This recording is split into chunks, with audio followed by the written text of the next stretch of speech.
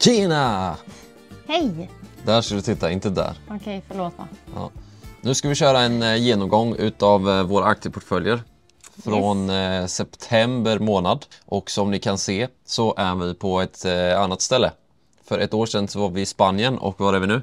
Nu är vi på ön Paros i Grekland. Jajamän. Så vi hoppar in i Avanza-översikten. Så där då. Hur gick ditt september? Visa min månad. Vem ska vi börja med? Vi börjar med min, tycker jag. Vi börjar med din. Okej.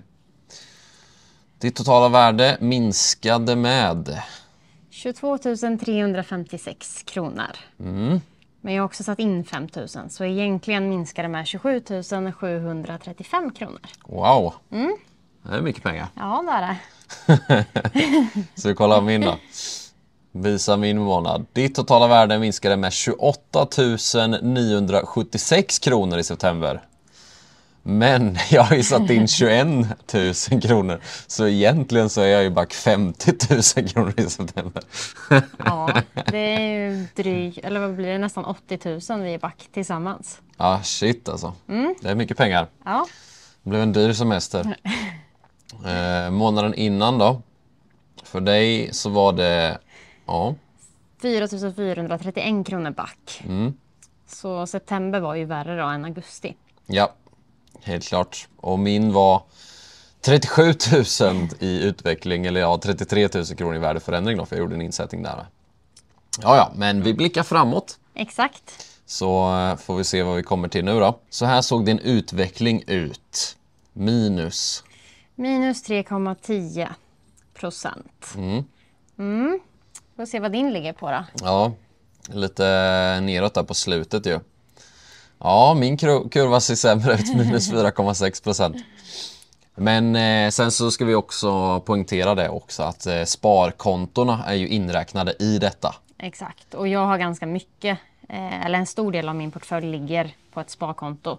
Så det påverkar väl också mina siffror. Ja, exakt. Jag har en liten skvätt på min buffert där, men ja, månaden innan 1,07%.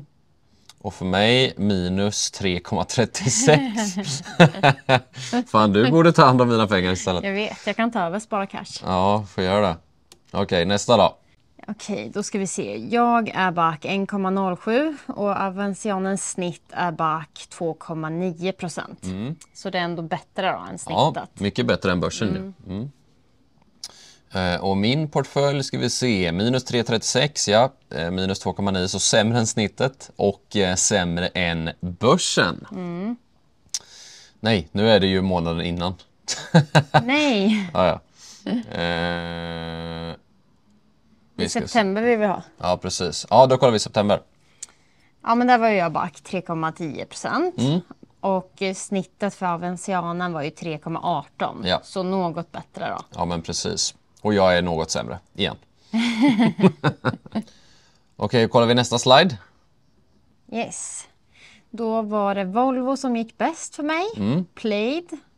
Ja, och sen resten var ju back då. Så, Just det. Och här är det ganska stora siffror i skillnaden där. Det ser ut som att du har lite mer pengar i fonderna kanske. Jag har betydligt mycket mer i fonder än i aktier. Just det. Så det säger väl en del om att man kanske ska ha lite mer fonder kanske. Kanske går lite bättre då. Ja. Så här såg det ut för mig. Lundberg bäst, Attraction, Mag Interactive, och sen så har vi de stora positionerna i Evolution, Castellum och Saveland som backade ordentligt. 8 000 ner till 6 500. Ja, tufft. Det är ju det. Ja, hoppar vi vidare till nästa dag. Min bästa dag var 14 september. Nästan 9 000 plus.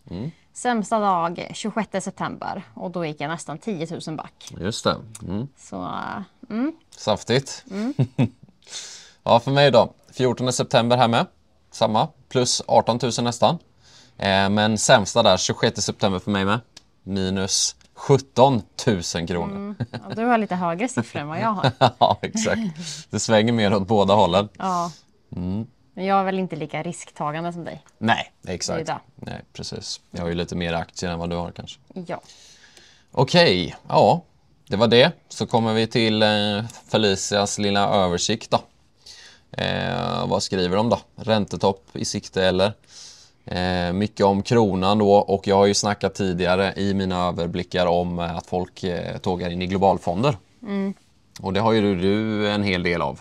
Ja, alltså jag har ju märkt att det är de som går bäst. Ja. Verkligen. De är ju bra mycket plus i just nu. Och det känns i alla fall kul. Ja.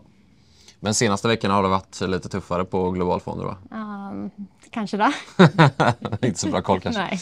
Nej, exakt. Ja, men jag brukar ju scrolla ner till de här nu då. Nu ser vi ju i dubbelskärm då. Men mest köpta fonderna. Känner du igen någon av de här fonderna? Ja, alla känner jag igen. Men jag äger som sagt inte alla. Nej, Men jag tror att jag äger Länsförsäkringar just det.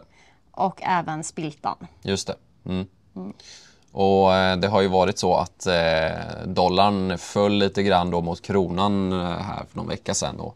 Då var det väl lite panik bland en del att amerikanska börsen föll och dollarn föll mot kronan. Och då blir det ju en dubbelsmäll neråt då.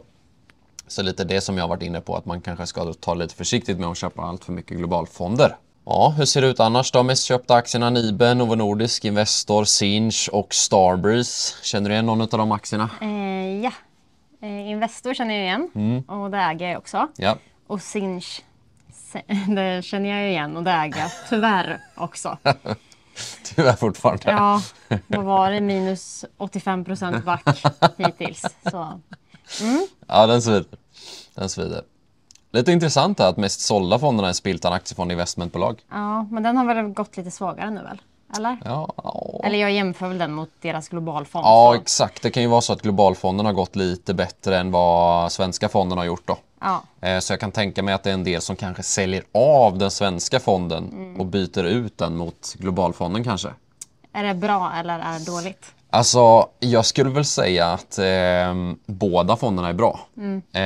Men att jag tror att många kanske gör det här bytet för att de tänker att men den här fonden är ju bättre, globalfonden alltså.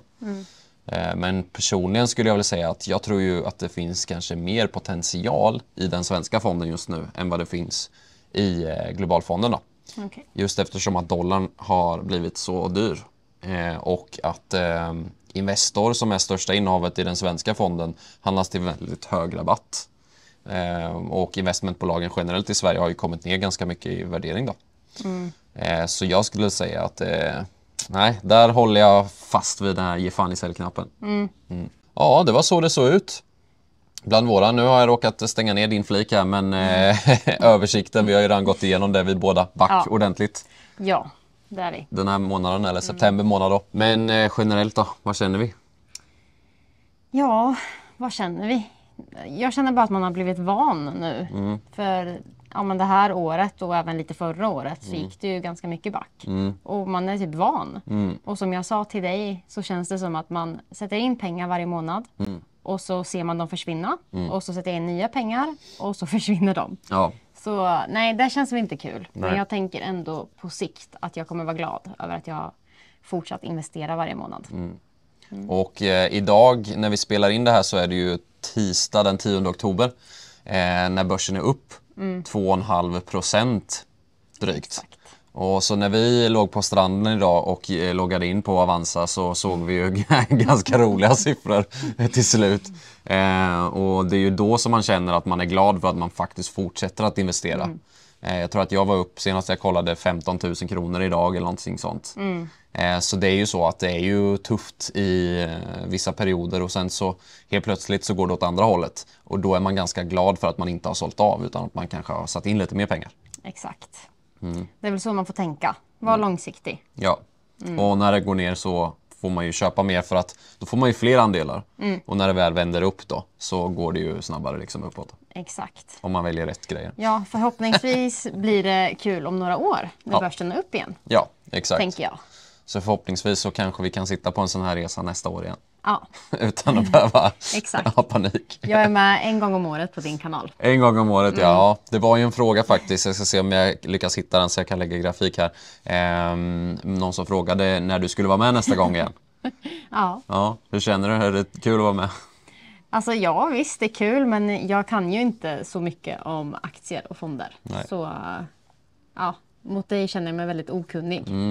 Men det är kanske kul för er att se också. Vad ska jag säga? Man behöver kanske inte vara superinsatt och så för att kunna investera pengar. Nej, Även exakt. om det är bra såklart att vara det. Ja, och man behöver ju inte vara hjärnkirurg för att kunna spara. Att sätta igång ett fondsparande, det klarar vem som helst i princip. Så att, det är inte svårt.